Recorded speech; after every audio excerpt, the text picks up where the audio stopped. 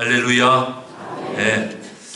성전에 오신 우리 성도님들에게 하나님의 크신 은혜가 충만히 임하시기를 간절히 축원합니다. 네. 우리 서로 인사하겠습니다. 주의 이름으로 축복합니다. 네. 우리 2층에서도 하시고 우리 사무실도 우리 유치부 유아실에서도 인사 잘 하시고, 네. 하나님의 은혜와 축복이 말씀 중에 임하시기를 간절히 바랍니다. 19세기 영국에서 있었던 한 일화를 우리의 믿음을 더하기 위해서 전해드립니다. 찰스 브래들러라는 유명한 무신론자가 있었습니다. 그는 하나님이 어디에 계시냐, 자기 무신론을 통해서 많은 인기를 가지고 있는 그런 사람이었습니다. 그런데 그와 동시대에 사는 사람으로서 하나님 앞에 쓰임을 받는 유명한 설교자 프라이스 휴즈라는 그런 목사님이 또한 계셨습니다. 어느 날 이 무신론자인 찰스 브래들러가 이 휴즈 목사님에게 도전장을 냈습니다. 뭐냐면, 당신은 하나님이 살아계신다고 나는 신이 없다고 그러니까 우리 서로 한번 토론을 해보자. 공개 토론을 하자. 내 말이 맞는지 당신의 말이 맞는지 한번 토론을 하자. 그렇게 도전장을 냈습니다. 그때 휴즈 목사님은 그 요청을 받아들이면서 이렇게 건의를 했답니다.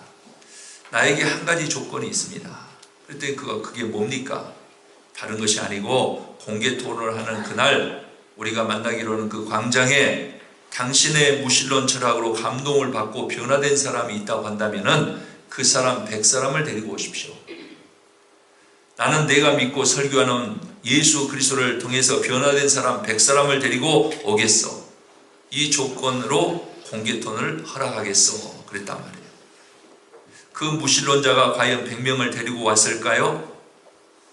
무신론으로 삶의 방향이 변하고 새로워지고 행복한 사람 100여 명을 어디서 찾을 수가 있었겠습니까? 결국 그 찰스 브래들러는 나타나지 않았습니다. 프라이스 휴즈 목사님만 예수 그리스도로 인하여 변화된 사람, 그 사람들 100사람을 데리고 왔습니다. 아무리 기다려도 그들은 나타나지 않았습니다. 그래 그 100사람이 그곳에서 하나님께 영광의 예배를 돌려드렸다 라는 일입니다.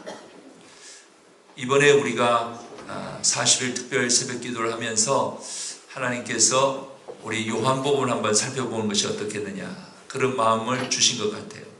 그래서 요한복음을 제가 강의하는 중에 이 기적을 우리 새벽에 소개해 드렸습니다. 그러면서 이 말씀이 그 기적 자체로 받아들이는 것도 좋지만은 이 기적이 일어날 수 있었던 것은 왜인가? 이 기적에 예수님께서 우리에게 말씀해 주시고 싶은 것은 무엇이었을까? 라는 것을 생각하면서 다시 한번 본문 말씀을 가지고 서로 은혜 나누고자 합니다. 말씀의 제목은 여러분들이 이미 주보에서 보셨던 것처럼 믿음이 있는 곳에서는 어떤 일이 일어날까 기대하셔도 된다, 그런 말입니다. 오늘 본문으로 들어가서 보면은 이 갈릴리 지방의 통치자였던 헤롯 안티파스의 한 신하인 것을 우리는 본문을 통해서 알 수 있습니다. 이 한 왕의 신하가 어느 날 예수님을 찾아왔습니다. 이유는 단 한 가지입니다.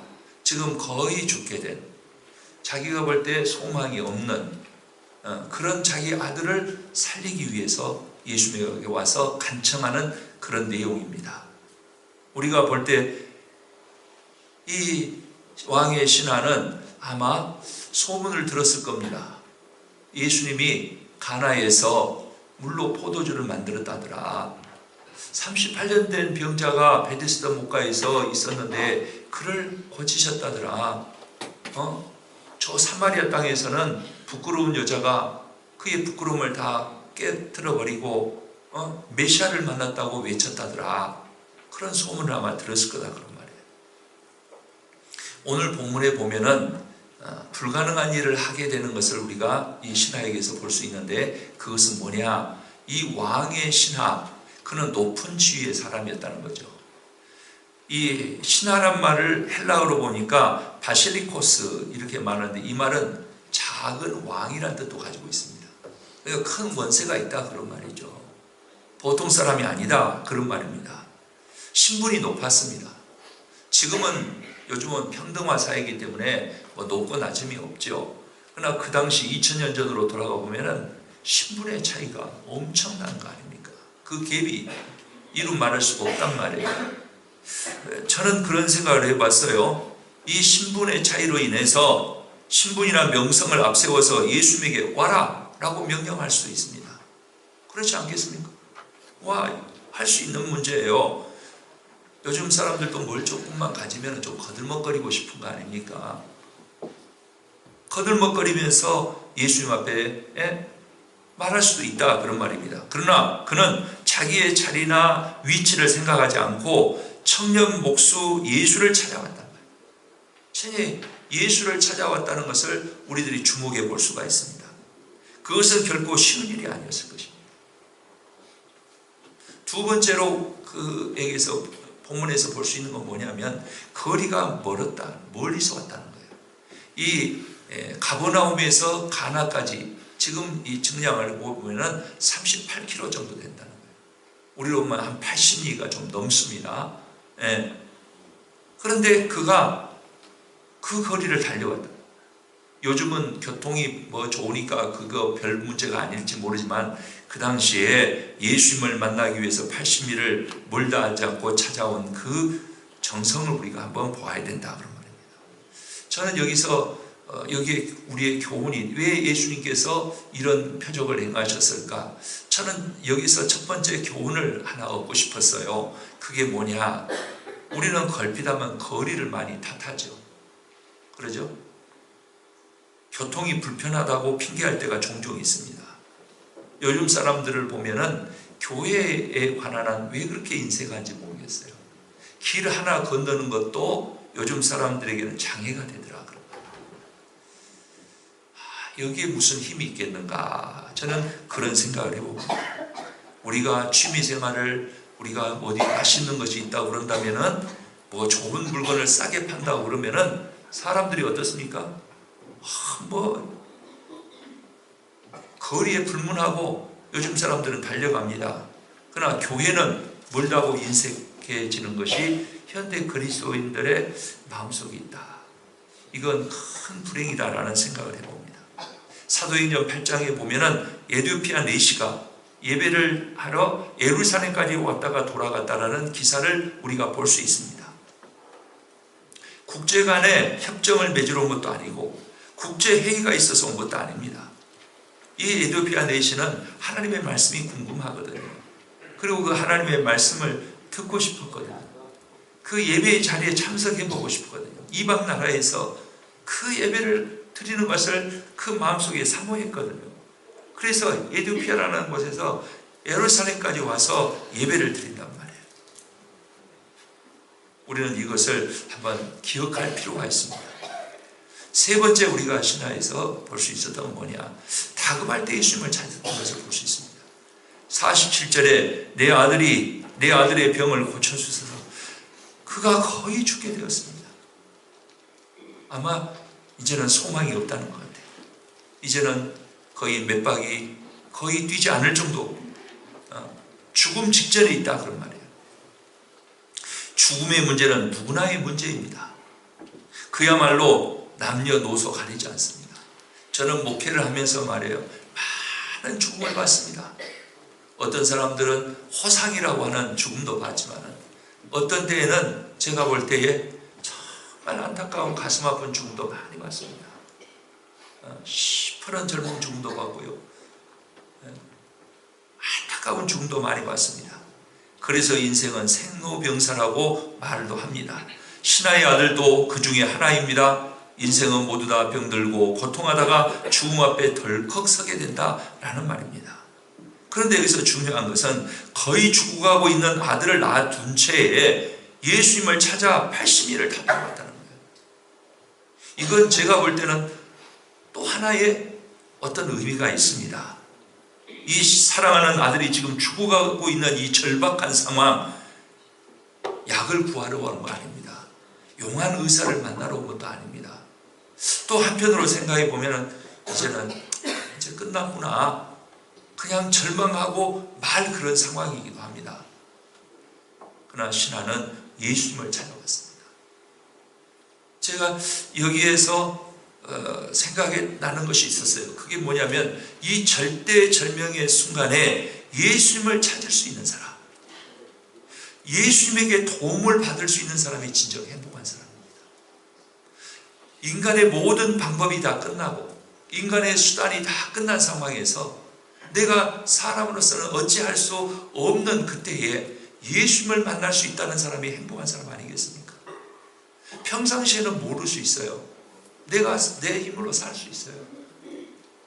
그러나 인간의 노력이 다 끝나는 그 순간 한계에 부딪힐 때 예수님을 만날 수 있는 그 사람이 행복한 사람인 줄 믿으시길 바랍니다. 이 사람이 그랬잖아요. 신분이 있어서 가진 것도 많았을 거예요. 명령하면 할 수 있었던 일도 많았을 거예요. 그런데 그가 할 수 있는 일은 자식을 위해서 할 수 있는 일은 없었어요. 그런데 그가 행복할 수 있었던 것은 예수님을 만날 수 있었단 말이에요. 오늘 우리 사랑하는 신광의 권속들도 예수님 만나는 행운아들이 되시기를 바랍니다. 예수님 만나야지. 여러분 그렇지 않습니까? 여기서 우리는 이 신하에게 무엇이 있었기 때문에 신분과 거리와 상황을 초월해서 예수님께 왔을까? 한번 우리가 생각해 볼 필요가 있습니다. 그러면 우리도 그렇게 하면 되거든요. 이 신하에게 본받을 것이 있습니다. 그 첫 번째가 바로 뭐냐? 그에게는 끈질기고 강인한 믿음이 있었다. 그런 말입니다. 믿음의 문제입니다. 죽어가는 아들을 낳았던 채 80리를 달려서 예수님께 왔다는 것은 믿음 때문에 그렇습니다. 여러분 믿음도 말이에요. 희미한 믿음이 있어요. 어설픈 믿음이 있어요. 그러나 강인한 믿음도 있습니다. 여러분들의 믿음은 어떤 믿음이기를 원하십니까? 희미한 믿음 여러분들 좋아할 사람 이 자리가 없습니다. 그런데 어느 순간인가 우리는 희미해져 버렸어요. 어설퍼져 버렸어요. 갈수록 그때 더 좋아져야 되는데 우리가 세상 살다 보니까 세상에 길들여지다 보니까 우리의 믿음이 어느새 희미해졌어요. 믿음의 길을 잃어버렸어요. 그런데 이 아버지를 보세요. 믿음이 강하다 그런 말입니다. 강한 믿음이어야 됩니다. 이 신하를 보면 예수님께서 내 아들의 병을 고쳐주소서 그렇게 말합니다.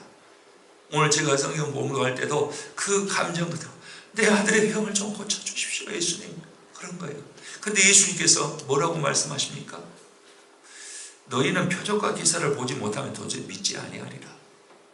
그 말이 무슨 말이야? 네가 지금 표적과 기사 이야기를 듣고 그걸 기대하고 왔지 바로 그 말입니다. 그래도 이 신하는 물러서지 않습니다. 얼마나 자존심 구기는 말씀입니까? 명예가 실추되는 말씀입니다. 이제 10%는 젊은이가 말해요. 신분으로 따지면 감히 상대로 너희가 표적과 이적을 보지 않으면 내가 하는 것을 믿지 못하지. 바로 그 말씀이거든요. 마태복음 15장에 우리가 보면은 가나안 여인이 있습니다. 그 딸이 귀신 들려 있어요. 그럴 때 예수님 앞에 와서 내 딸이 귀신 들려서 물에도 넘어지고 불에도 넘어지고 예수님 그렇습니다. 내 딸을 좀 고쳐주십시오. 그러거든요. 그럴 때 예수님께서 뭐라 말씀하십니까? 다른 말이에요. 자녀의 떡을 개들에게 줄 수 없다. 모욕적인 말씀을 하는 거예요.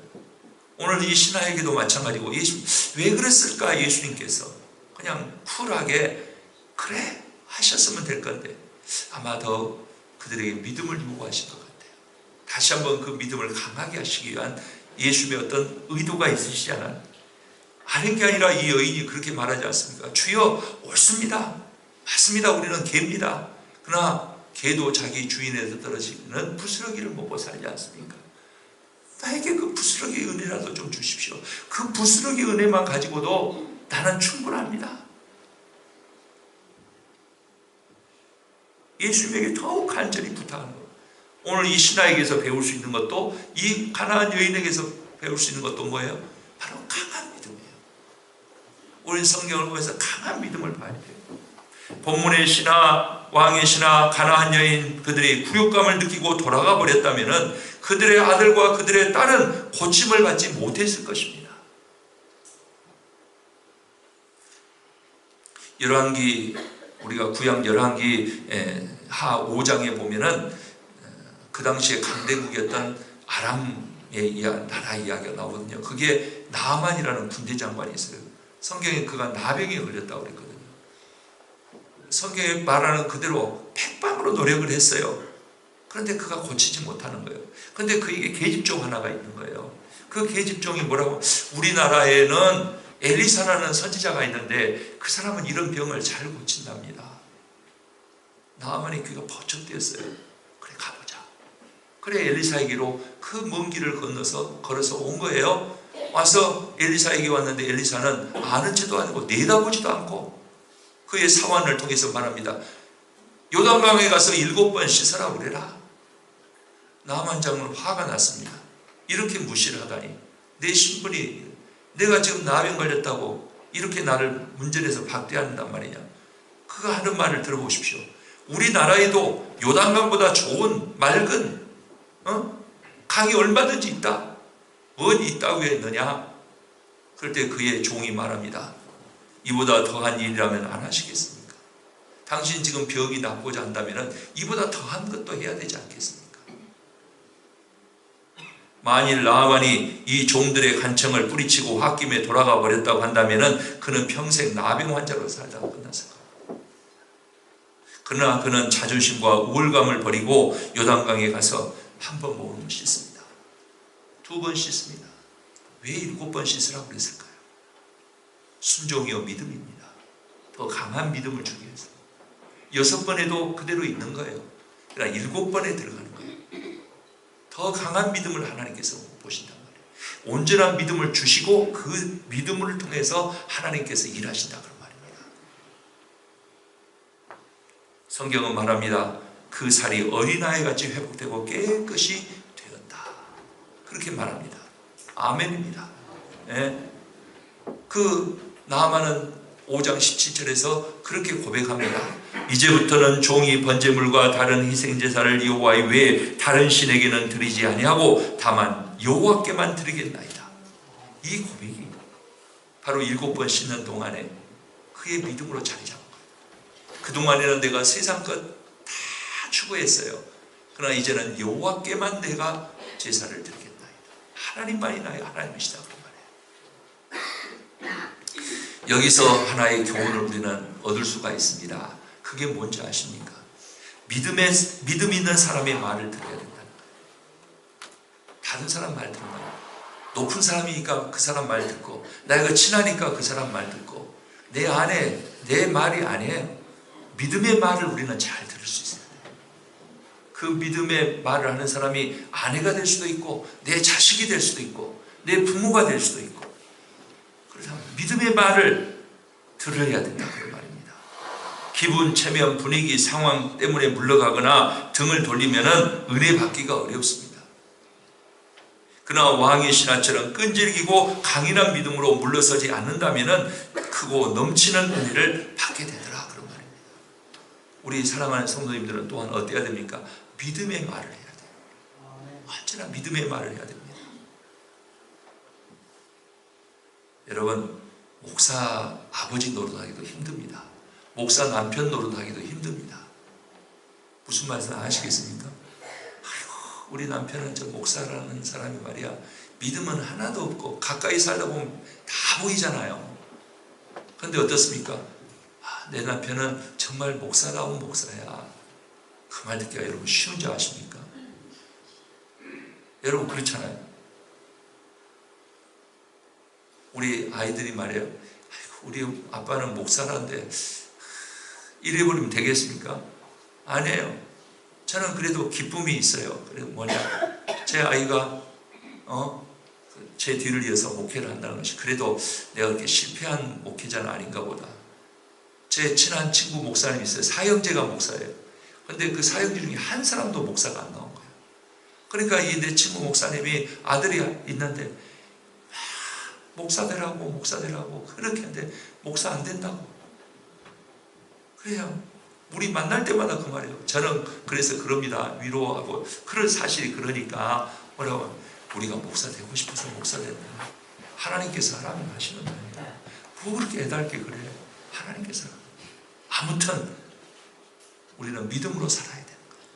우리 장로님들도 안수님들 권사님들도 어때요? 우리 아버지는 우리 엄마는 권사인데 정말 우리 어머니는 권사다운 권사예요.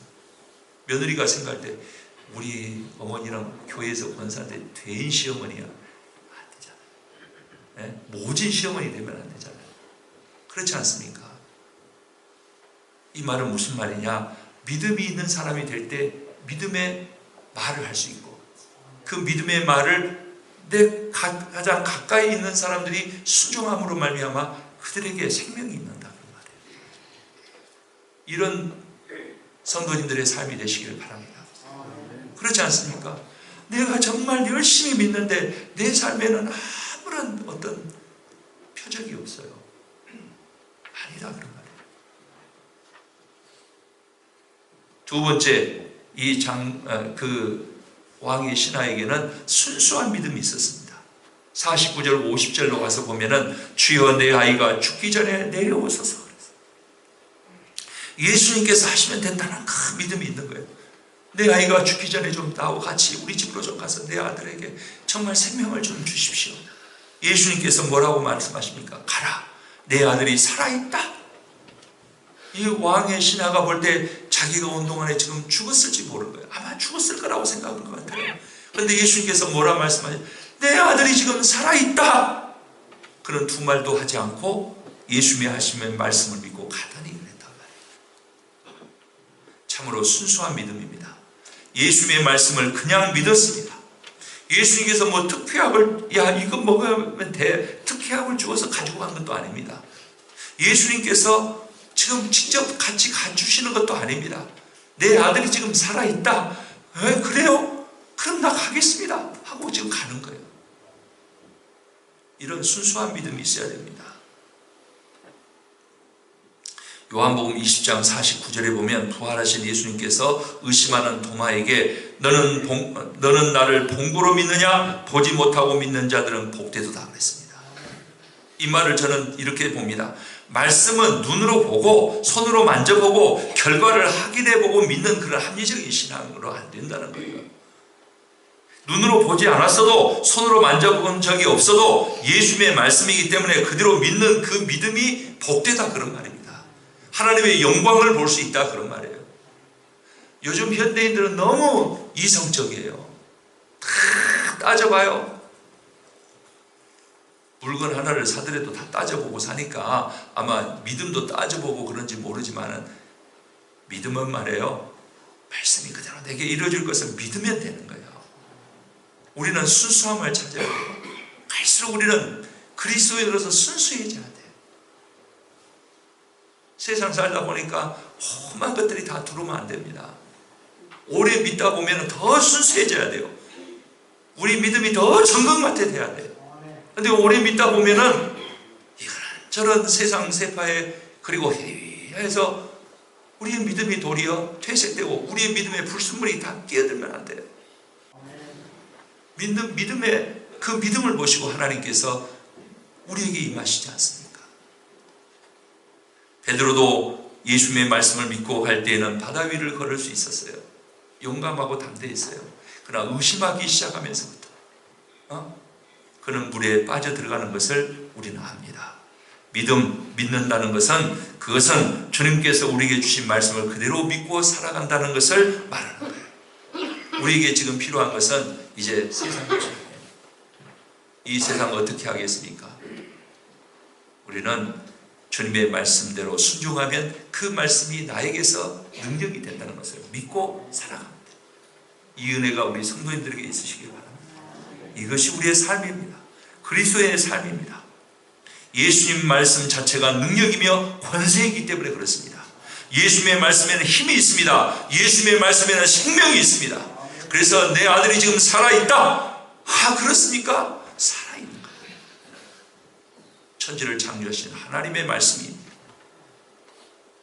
우리가 세 번째로 봅니다. 믿음에는 언제나 결과가 있다는 거예요. 아들이 살아났습니다. 그는 집으로 가는 동안에 집에서 오는 자기 종들과 만났습니다. 종들이 말해요. 아들이 살아난 거예요. 죽을 줄 알고 떠났던 그 주인에게 빨리 가서 이 소식을 알려주고 싶었던 거예요. 그래서 종들이 달려오다가 지금 이 신하고 만난 거예요. 아들이 살았습니다. 이 신하가 생각한 거예요. 그래, 언제 살았냐? 언제부터 그렇게 됐냐? 제7시였습니다. 가만히 이 왕의 신하가 계산해 봅니다.